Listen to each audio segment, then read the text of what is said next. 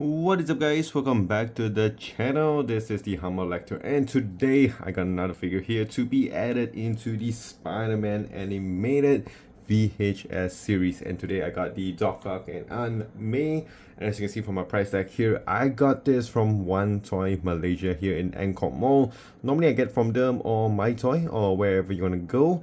So if you are in Malaysia, you can get it from those places. I got mine for about 300 ringgit, which is at about maybe the 90, probably the $70 mark, I think, in USD.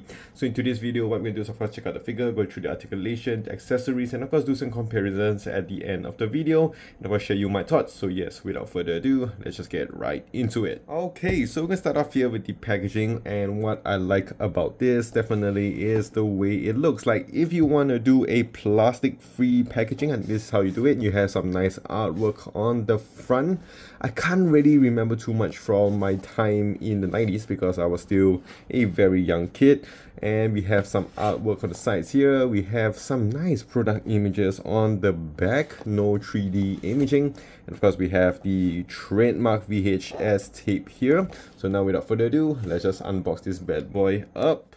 Okay, so now we have the figures here, and the reason why Anmei wasn't in the start was because the fact that it's just really hard to make a stand. The skirt piece on her is just really annoying. So in terms of accessories on both of these two figures, there isn't much to him. Of course, we have the tentacles, which we are going to check out in a little bit. And for Anmei, we have the open hands and also the closed fisted hands we have here. So it's very tiny here. So what I'm going to do is just look at Anmei first, because it's, to be honest, she really feels more like an accessory to this whole set rather than a figure, because her articulation is just very super limited. So in terms of the head, it isn't too bad. Like, they do have that very cartoon feel, very animated, and her, as you can see from her neck, it's like hunched forward. It's not like straight up, so it gives that very old lady look, and her face is not too bad. Of course, it's a bit weird because if you see the artwork on the back here, she looks like, you know, she's, what's happening, you know, I'm Aunt May. But in this one here, she's like, I think I missed out my meatloaf in the microwave, that kind of stuff. Like, it isn't the best expression, but it is a very good head sculpt. Like, you can see the hair details as well is very nice in detail, very nice sculpting on her. But her articulation is just really abysmal. I mean, I'm not expecting her to get like super good articulation, but her attire here constricts it a lot. Like, you can't really like crunch her body forward or anything. You can only rotate it a little bit.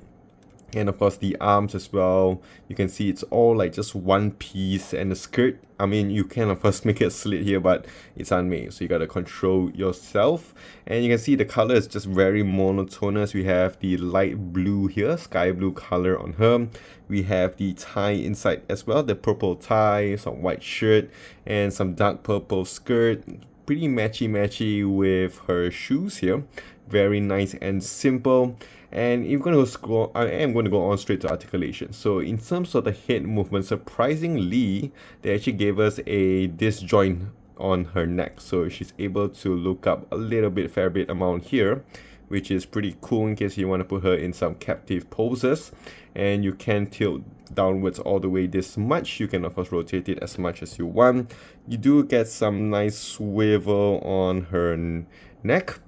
And of course, if you go on to the arms, you can rotate it 360 degrees. You can go out for a nice T-pose here. Very nice straight T-pose. And no osteoporosis yet. But in terms of the ham, you do get a single jointed elbow here with some pinless joints. And of course, you go on to the wrist there. There's a hinge up and down. And of course, rotation all the way. And going on to the torso, you cannot crunch her a lot at all. I don't think at all. Absolutely zero. And of course you can rotate her waist here a little bit. And going on to the legs, you definitely cannot spread anything because it's hindered by the skirt, which makes it very hard to make her stand. It's like her legs are just very narrow here. So I'm not sure how people going to make it stand. She can't even sit, so that's a very annoying thing. So you can just like put her hanging or something like that.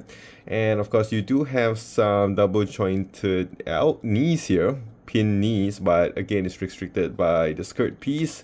And the ankle pivot is not too bad. You can hinge up and down. You can of course swivel a little bit, but it is pretty stiff on mine, so it's very hard to again make her stand. So that is it with the unmade figure. Next up here, we do have the Doc Ock figure, and one thing I noticed is that with the arms, very similar to my amazing friend Spider-Man, the arms was quite loose. This one here, you can see the joint inside there, the peg, but so far I've been kind of rotating it all around and it doesn't really come out, so it's a good thing. So looking at this figure here, we have a more slim and mean looking Doc Ock, which I absolutely do like. I know that a lot of people would say that this is the true form of Doc Ock. I mean, we know him as the Fatso, which I'm going to compare in a later part. But he is not bad, looking really nice with some pinless joints all around. Nice color as well, very, very animated. Not much of cell shading, actually no cell shading at all, which is of course absolutely lovely here. And looking at that face, I like the cell shading that does come on his glasses. You can see some nice purple tint on his glasses here. The hair, very, very reminiscent of the Doc Ock hairstyle, very 90s. You have a band all the way to his back here, so not too bad.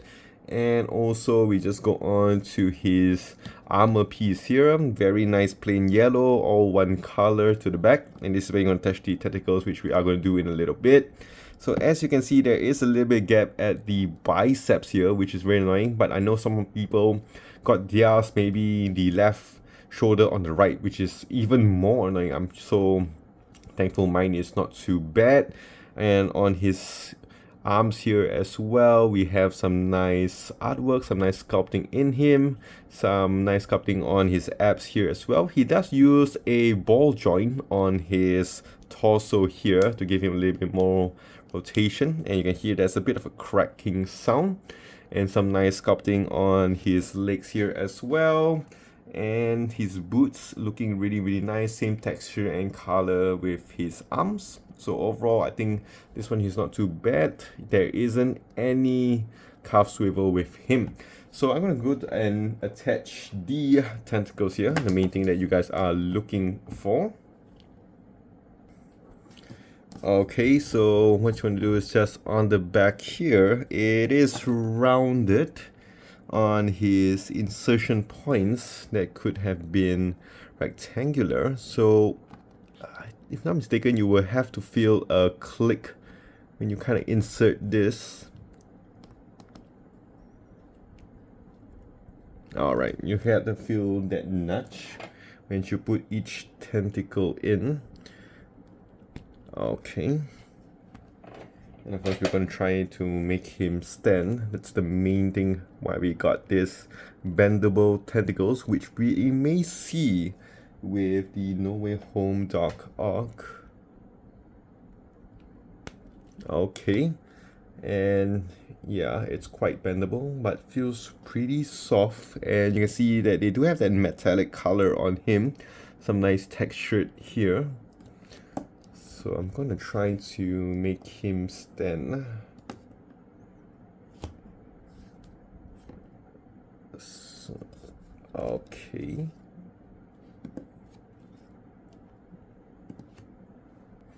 Okay, so I think I got him done. It's pretty decent, I would say. Let me try to put it on 3 hands here. Okay, so I'm actually trying to make it in the sense that I am grabbing Unmade on one and trying to make him balance, but it is quite hard.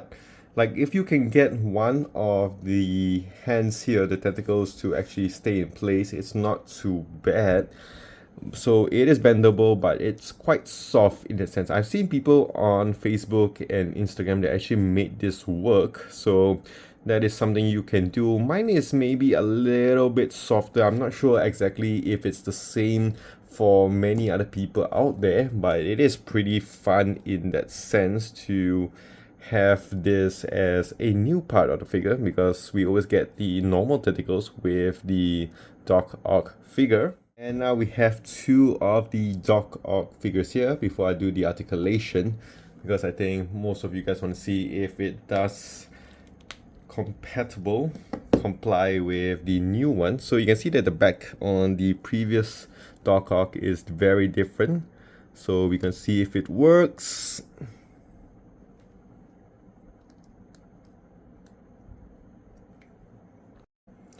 Okay, so it is sort of compatible, but again, the incision was just really weird because it kind of follows the shape, but it is quite hard to push it in. You probably have to warm up your figures first before you put one in. I'm putting in a lot of force. I'm just afraid to break the figure here because it's really tough, but you kind of make it work now, and it just looks like broken spaghetti on him. And I'm just going to put him to one side. Just a bit of a bump. I thought it would be pretty easy on him. So articulation on this Doc Ock figure, not too bad. You can kind of go up all the way this much. It does use a ball joint, which you think would give you a little bit more motion, but not really. So head movement upwards this much, downwards this much here at all, which is not really a lot. You can kind of like just give him some tilt on his head here, and of course you can rotate the head as much as you want. The arms, not the greatest, I would say. You get some decent nice T-pose, not a T-pose, probably a inverted Y in that sense, an arrow pose. And of course you can't really rotate it as much as you want because it is restricted. On the biceps here, you do get some bicep swivel, some pinless jointed elbows here, and some nice wrist rotation and a hinge sideways, this motion here, not too bad. And this one goes up and down. And if you go on to the torso here, we only have a little bit of some ball joint movement, so you can tilt forward this much, which again isn't that bad, and you can go backwards here, which again isn't that much, but you can rotate it a little bit. Not so bad. It's hindered by the belt here, which does cover up. Legs goes out this much here, which is really nice. And you can kick forward not about the 90 degrees mark. And in terms of the legs, the knees, it goes back this much here. And you get some nice ankle pivot up and down, some swivel on the side. And these are the two figures here side by side with each other in terms of the height. It does stand in at about the 6.5-inch mark for Doc Ock. For Unmage, it does stand in at the less than the 6-inch mark. And here are the other characters that we've gotten from this VHS series so far. We have the Carnage figure, which I actually do like. We have the female Spider-Man, and for them actually look pretty decent together. Someone help Unmage here because we have a bunch of retro figures here with their retro colors. So we have Shocker, which I think the body mold is underutilized. We also have a great figure here in the retro Kraven. That is it with this whole set here. For in the individual rating, I'm gonna give Doc Ock a good 6.5 out of 10. I mean, the tentacles is a great touch to him, but it's not that easy to use, and that's just my thoughts. Going on to Unmage, she feels more like an accessory, so I'm going to give her a decent 5.5 out of 10 because we haven't had a Unmage figure. For the whole set, I think this is pretty average. I'm going to give this a solid 6 out of 10. Because if you guys want the tentacles, I think you can get it, but it is pretty hard to justify this price for these two figures. Because these are just my thoughts and my opinions. Let me know in the comments section down below for more thoughts of this. So if you guys enjoyed this video, do click the like and smash that subscribe button down below. You can find me on my Instagram at the Humble Lecter, and I'll see you guys in the next one.